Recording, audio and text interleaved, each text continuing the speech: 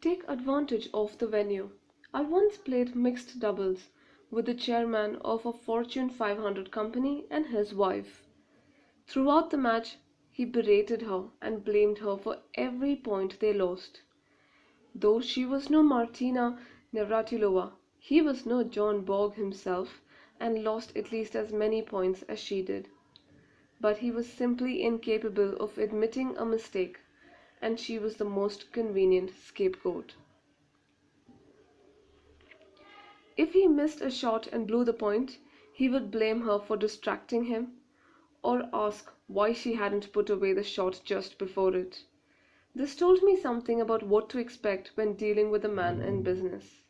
People often reveal their innermost selves in the most innocent of situations. How they deal with a waiter or an airline attendant can provide a fascinating glimpse beneath the surface. How impatient they are in a particular situation, or how upset they get over a minor error, can prove invaluable knowledge later on. Recently, I negotiated with the head of the governing body of one of the major international sports.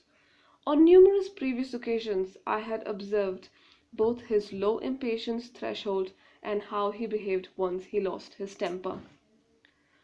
What was to treat the entire situation as an irritant to be waved off, not to be thought about any more. I knew if we patiently and politely stuck to our position, he would eventually become irritated enough to dismiss the crux of the negotiation as a minor matter, which is exactly what he did. Business is a constant process of keeping your own guard up. In fact, it is the only way to do business, while encouraging others to lower theirs. Usually, the less formal the situation or venue, the more likely people will be to let their guards down. You will be surprised how much you can learn from a quasi business or social business situation. I'm a great believer in breakfast, lunch, and dinner meetings for this reason. If it is a new business relationship, I'm often just as interested in observing the other party as I am in any business that may be discussed. I was once having lunch in New York with someone I had not met before, but I knew from previous phone conversations that we were likely to be negotiating with one another. When the menus came, he told me he was on a strict diet and was going to have only a cup of coffee. This was a fairly prominent restaurant, and I found it interesting that he was not intimidated into ordering something just for the sake of ordering it. But when the waiter came and I asked my guest out of politeness if he was sure he wouldn't have just a salad, he said, "Maybe I should," and added, "I'll have whatever you're having." I found this even more interesting. If he could change his mind so easily, I had to wonder just how firm his final position in a negotiation might be, how easily influenced he would be to follow the lead in any negotiation, and even whether he might take concessions based on convenience rather than convictions.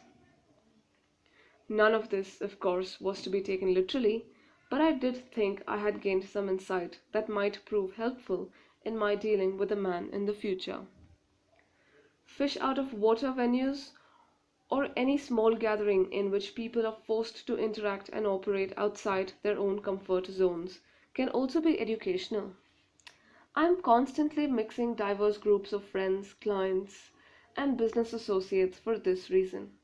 I find it instructive, for instance, to see how some of our sports clients respond to people from the world of business.